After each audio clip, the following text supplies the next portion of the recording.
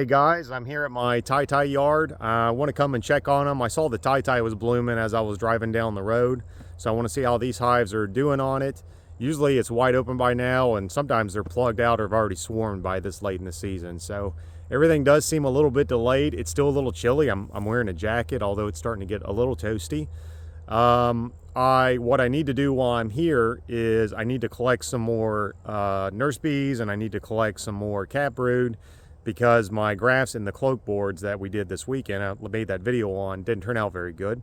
We got some, but nowhere near enough of what I want. So I ended up having to go back on Monday and pull more brood and more bees from the support colonies that I had next to the cloak boards and add to them. And I ended up having to regraft 13 out of the 16 hives. That's how bad it was. And those the second round of grafting appears to have improved for sure, but they still wasn't very good. So what I'm going to do is I'll take brood and bees to go and beef up the cloak board colonies even more, and I'm going to make some queenless nukes while I'm here and graft into those, because we're already taking queen orders and I can't afford for the cells to not be coming out. I got to keep really rolling. So we'll do some queenless starters, and then I'll throw those started cells probably over a double deep with it over an excluder, and that'll give me the starter finisher combo that you can do. And that's just kind of how you have to do it at the start of the year. It's kind of wacky, those first bit of grafts, and it's just really weird this year. It seems like everything's a bit delayed. I would expect a higher percentage than we got. Even the strongest cloak boards, there were like 2 that were just like absolute monsters that were, in my opinion, perfectly built, ready to do cells. We only got like a 50% take on those, and some of the other ones they didn't draw anything. So that's a concern, but all I can really do about it is just build more cell builders and just kind of brute force those numbers until I guess Mother Nature gets in a better mood and wants to help me out, and then I can shut down the additional cell builders and just keep our 16 cloakboard colonies. And that's just what you have to do sometimes. It just doesn't work out, and it just didn't work out. So we're just going to graft to make sure we can get those queens out of there.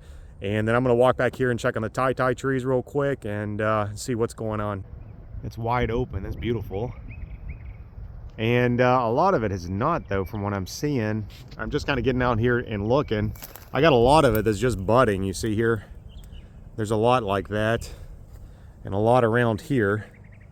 Seems like the top of the tree seems to be opening first. And down here, it's not. It's usually open, or it was open this time last year, and it had been open for quite a bit. So maybe it's just this one tree. I'll check some more. Yeah, here's another tree. A lot of these have still not opened, but there are a lot of blooms here.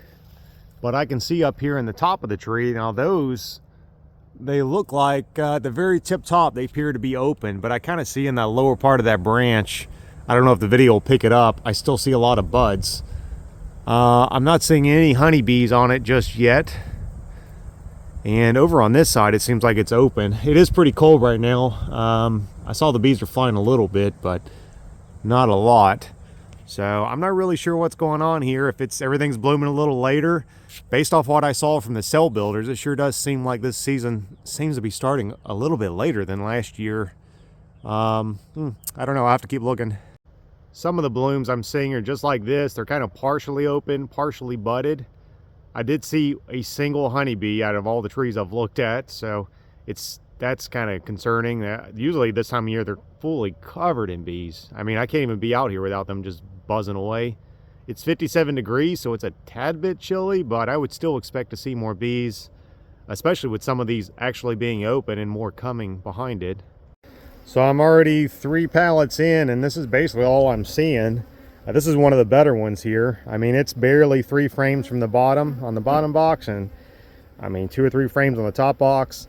This entire yard here was 3 to 5 frame population colonies. They were the weakest colonies in the whole apiary. Because we try to send everything that's a 6 frame and above to California. So all of these were less than 6 frame hives.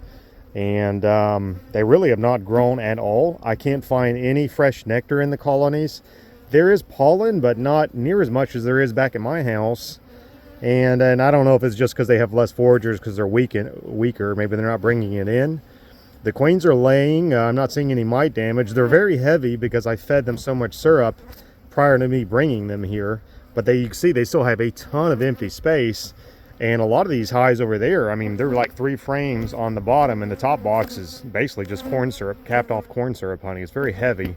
I almost want to break them down to a single, but you know, I did see that some of the tie is opening, although not a lot of it. And the ties, if it flows right, it's usually such a strong, powerful flow that these things will swarm out of there if they don't have space. So I'm leaning towards just leaving them. I mean, they're not dying or anything. The beetles aren't bothering them. I'm just kind of disappointed that I don't see any kind of increase at all. And you see there's no fresh wax production. Last year this time there was honeycomb on the top bars. They were dripping with honey. And this year I swear they look exactly like they were when I brought them here. Hey, the brood patterns aren't horrible. I mean, there's just that bit of cap, but it's slam full of eggs and open brood there. What I'm doing is, as I'm going through these colonies, I'm marking these queens as I come across them. I'm not going out of my way to mark them. Like, I don't have to find them. If I see her, I'm marking her, because what I'm going to do with this yard is just use this as a donor yard. Don't go away, girl. We're going to just come out here to pull brood from, to boost up the cell builder colonies. I'm going to build the minis from this location. So if I can find the queen and have her marked, it'll save me time from looking for her next time. So I go ahead and do it. It's worth the effort. Generally, I don't go around marking my queens at all. But she's laying pretty good. I mean, you can see it's a pretty small colony. She's still got 4 really nice frames of brood, so they are going to pop. I'm seeing most of the brood appears to be eggs and young larvae. The cat brood's a bit spotty, but I can also see that the yellow jasmine out there is in full bloom, and that will create a lot of spottiness in the laying pattern. There are a few dead bees at the entrance, which I would probably blame on yellow jasmine. So they're trying to get started. They're not quite there yet. And I've seen that cup down there is empty, but I've already found 3 hives with swarm cells in it with eggs in it. So, and honestly, they were like 3 to 5 frame populations, and they were trying to make a swarm cell. So that's kind of weird. I suspect most of these queens are going to need to be requeened, because if they weren't good enough to go to California, I usually definitely make a priority to change these queens out as soon as we have some spare to go. A lot of these were probably just late season splits. They were late summer, early fall, late fall splits, something like that. And they didn't have time to build up, but some of them are definitely queen issues. But yeah, it's going to be kind of a struggle to find everything I want. There's enough hives here. I can find everything I want, I'm sure. I only want to make 4 queenless starters. That's only 32 frames of brood I'm looking for. So I'm sure I can find enough out there. But yeah, I'm just so far, it's not really a whole lot. Hey, there's a really nice frame of pollen. I don't know how well that picks that up, but I'm seeing at least 3 different varieties in there, and it is slam packed full. It's all fresh, and it's really beautiful. That's the first main frame I've seen, so I guess based off this, they're probably doing okay as far as the pollen goes, which honestly, pollen's rarely a problem here. I would hope to see that much fresh pollen in there. I would hope that queen would be laying, but this hive's a little bit better than some of the other ones I've looked at. And one thing also I've noticed is that they are mean as heck today. They're just trying to tear me up, which kind of lets me know too that there's definitely no flow going on. When the bees are really mean, and it's such a beautiful sunny clear blue sky today, we're definitely over 60 degrees now. They should not be behaving like this if there's even a little bit of nectar. That just tells me they're just they're in a bad mood. Probably a lot of old bees too. They haven't renewed that old winter population, so that's another thing to let me know that there's just nothing going on out there. I'm still playing around with this shaker box. I brought it out to the bee yard here, and there's the queen. I tried just beating the boxes on there because I saw another guy on YouTube did it and just knocked the bees out, but I hate that, man. That seems real brutal on the bees. It's real hard on the frames and the boxes. I know it's faster. I've just been taking like just a frame and just shaking it in and across there or 2. It's slow, but it's nowhere near as hard on the bees as the equipment. And I was just trying to not look for the queen to see if that would speed things up, and she came up in there first hive I did it to. I'm gonna mark her, put her back in the hive. I really like this thing. It's awful handy. Well, if you ever work with queens and you're a little rough with them, especially when you mark them or you handle them too much, they kind of do this.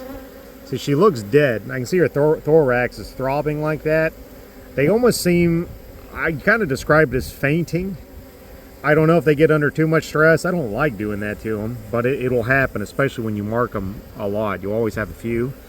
And if you lay her here, she'll probably get up and walk around. She should be dead. She was running around just fine, so I'll see if I can catch her when she starts moving again. But When I first started queen rearing, I used to think these queens were just toast, and I used to get really upset, but it seems to be a pretty common trait of them just sort of fainting like that. Shook the next hive, and there's queen number 2 running around. This thing is awful handy. Oh, I hope she doesn't. She's trying to get to that excluder, but she can't do it. Okay, see, there she goes. It took her almost 5 minutes to get up and start moving around again. All the attendants were up cleaning her. You know, back in the day, I would have thought she was long dead, but she's going to be just fine. If you ever see that happen, don't worry. She generally will get up and start moving again. She'll be just okay. Okay, I got what I needed. It took a little longer than I was hoping for because the hives were so weak. Some of the ones as I got deeper were a little better. They still are definitely not on any kind of flow. I could not find the first drop of any type of nectar, and the bees were pretty mean all day. It's been kind of a miserable day. But I built 8 queenless starters. When I build my queenless starters, it's just 4 frames of caproot. I don't put honey, I don't put pollen, nothing like that. Just because there's an open feeder at the house, there's a lot of pollen coming in, and I'm just putting the grafts in there overnight, and then they're coming right out of there. They don't really need the extra resources. I find they last a lot longer when you have the additional brood. And then I shook however many bees that is on the shaker box.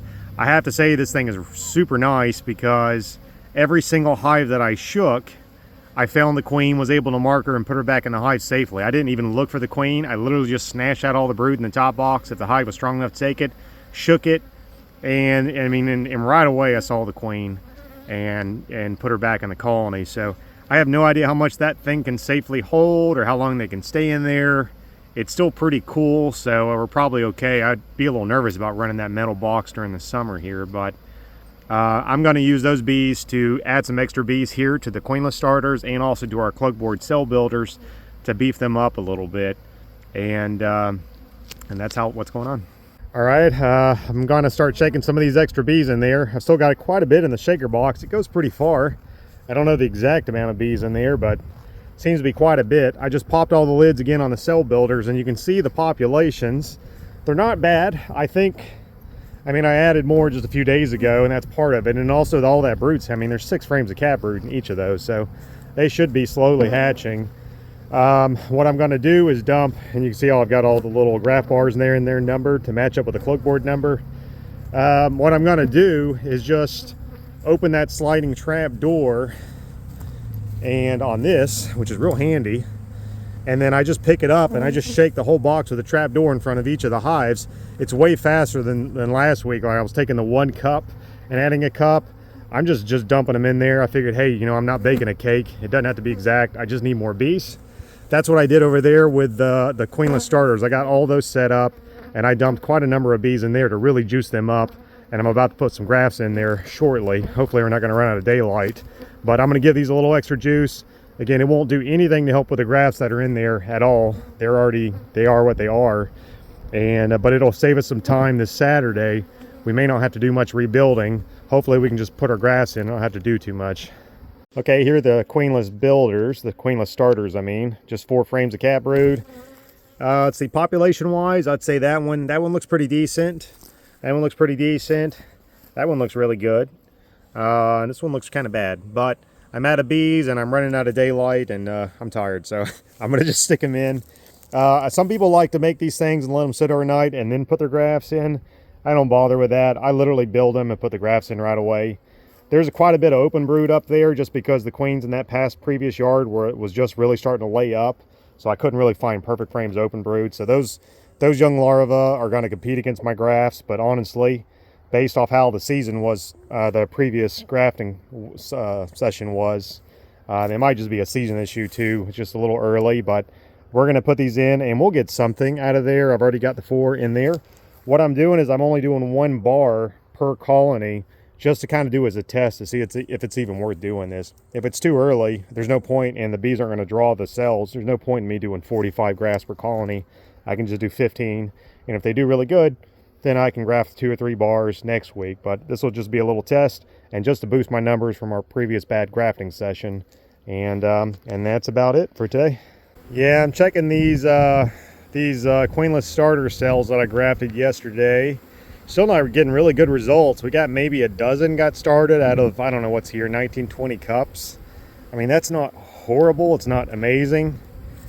These first two, I mean, we got maybe 6 to 8 cells that are started. So that's really not great. I'm going to keep going, but kind of based off what I've seen with the cell builders being bad for the first couple of tries, plus these not being good, seeing the tie getting delayed, all those hives out there sitting on tie not really expanding.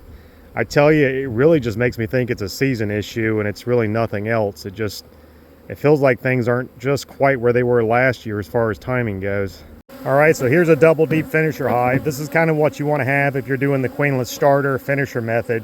And you can raise cells in just the queenless starter, but you'll get better quality cells if you have a finisher. The queen's running around down here. It's a lot just like the cloak board. Queen's running around freely doing her thing. Just a plain old queen excluder, nothing fancy there. And then the box, I build these very similar to the cloak board box. You've got, let me put these down. You're going to have a frame of pollen up here. I got 2 frames of honey on the outside here, and the rest is brood. Now, this is just the way I like to do it. People have different ways. I actually prefer to have the open brood in the top box and the cat brood down on the bottom box, because the open brood is going to draw the nurse bees up top, and that's going to concentrate a lot of nurse bees where I'm going to put these grafts here in a second. Because there's no slide in there like the cloak board, the nurse bees are going to freely move it around. So even if you put the open brood down there, the bees are going to go down and deplete the bee population away from your grafts. So I actually prefer the open. In my experience, these double deep finishers, when they're pretty strong like that, it's a nice full box of bees, they're very forgiving. You know, if you have an extra frame of honey, or you've got an extra frame of cat brood or whatever, it's pretty forgiving. Generally, the starter is more important, in my opinion, to get the cells going. And once the cells have started, the bees generally want to finish it. The only times I find they don't want to finish it is if there's a strong like protein deficiency, or you're kind of in the off season. But with us just beginning spring like it is, I'm not worried about it. I'm also just putting in 2 bars of grafts in here versus the 3 bars like we did with the cloak boards, just because I'm a little paranoid after I saw the cloak boards turn out so bad. I'm kind of spreading it around. So I've actually got 4 double deep finishers here. So I grafted 8 bars yesterday, so 2, 4, 6, 8. That's how that's going to work. But once that thing is really strong and I'm more confident in the cell building process, which I'm just not right now, I'll do 3 bars there, and that'll turn out just fine.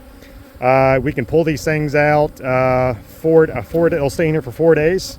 They'll be in the queenless starter for 1 day, so that's 5 days for the grafts. You can pull your cells out 5 days after you graft. So like normally we graft on Sunday, we pull them every Friday, and that's really all there is to it.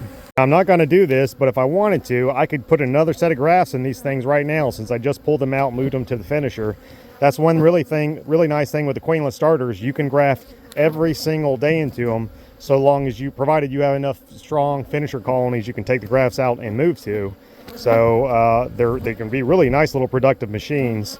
That's the only downside with the cloak board, is once you pull that slide out, that sucker's locked down until you pull the cells out, 4 days later. So that's handy. Of course, you just got to have a lot of colonies to be able to move them to. So it takes a lot of resources. Like I was saying in the last video, when you're making cells, if you're trying to make them like at scale, you want to have extra everything. You want to have extra nuke boxes. You want to have extra support colonies to pull from, to build these, or to move the grafts over. If you want a queen right finisher colony, you want to have extra of your frames. You want to have extra of the little cell bars, the extra cell cups. It pays to have extra, because sometimes you end up like I did this week, where you're kind of at a massive shortage for your cells. But thankfully, because we have spare resources and we've just been doing this long enough, I know to have extra everything, I can build these things. Now, thankfully, even though we got pretty bad takes, still, even with these, which I'm pretty confident is the season, there's no way we had that much trouble with this many colonies and this many of a different type of colony, the queenless and the cloak. I really think it's just a seasonal issue, but I did get enough cells that I should be okay to kind of get our minis going so we can keep up with our pre-orders. So that's good. But instead of grafting into these, we're just going to graft in the cloak boards, I think, in 2 more days. So I'm just going to kind of push these frames together so there's not a gap, because the bees will draw a comb there. And we'll probably graft in these things on Sunday when we're grafting in the cloak board hives. It'll be a little bit longer of a grafting day, but that'll kind of give us a little extra boost. And I'm very hopefully soon we can just shut these things down completely and just focus on the 16 cloak boards. But based off the results this week, that just is not possible just yet, but hopefully things will work out. This is going to be our mating yard out here. All these freight pallets, we're going to have them stacked just like that. 8 minis to a pallet. These two little pallets here were our survivor stock.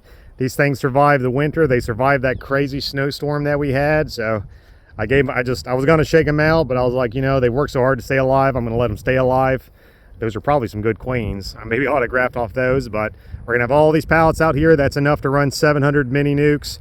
If all goes well, I'll start building them next week. So we should still be on track for our mid-April pick date for the queens. I had a lot of people comment and message me from the last video with the cloak boards that were wanting to start reserving queens. I forgot to post my website link on there, so I'll just put it here, probably somewhere on the screen here if I can figure that out, how to do that in the editing process, and I'll have it in the link in the description below. So if you guys want to reserve any queens, we're still on track for the mid-April queen picking. Even with the hiccups with the cells, if necessary, we'll go build more queenless starters. This is what happens every year. Don't be like, oh, you can't do it. It's going to happen. It's going to be fine. So we're still taking reservations, and we'll update that reservation date as we think we're starting to get back ordered. I don't want to bite off more than I can chew. So if I tell you, hey, we're going to have mid-April, I promise you that is the plan to have a mid-April. That is my sole priority this year. I also wanted to say we had a few people commenting that the shipping price was a little bit high. You know, we only use UPS next day air. I do ship USPS or whatever you want. I don't care. I just only guarantee live delivery on queens if you do UPS next day air. We've tried the other carriers. We've tried lower rates. I haven't had a lot of luck with any of the other ones. We've had some pretty decent luck with second day air if that's a cheaper shipping option you guys want, but I really feel more confident with UPS next day air, and we'll be shipping out every Monday, Tuesday, Wednesday. That's how we do it. We found if we ship sometimes even on a Thursday and that shipment gets delayed until Saturday, they'll hold them in a warehouse or something and you get them Monday, and that's not good for any of us. So Monday, Tuesday, Wednesday is when we'll ship the queens. I usually ship them out first thing in the morning. I did speak to some other breeders and to find out how they were lowering their shipping cost, and because I kept going to the UPS website and the prices were pretty freaking high. I'm not gonna lie, even I was a little shocked. They're actually using like a third-party software that can cut their shipping prices. I'm not kidding, in like half. I did a few test quotes the other night and it does seem to be true. So for those of you who are asking us but you weren't really happy with the shipping quote we gave you, because I don't charge extra, I just charge you what UPS charges me, that's it. I only charge you for the queens. I can probably cut that shipping cost down possibly by as much as 50%, but definitely less than your initial quote. And if you've already purchased one, I will refund you the amount that you paid me if it was above the new shipping quote. So I'm sending those messages out tonight, so don't forget, get on the pre-order list, and hopefully we'll have them out here before too long. Thanks guys, I'll see you next week. Bye.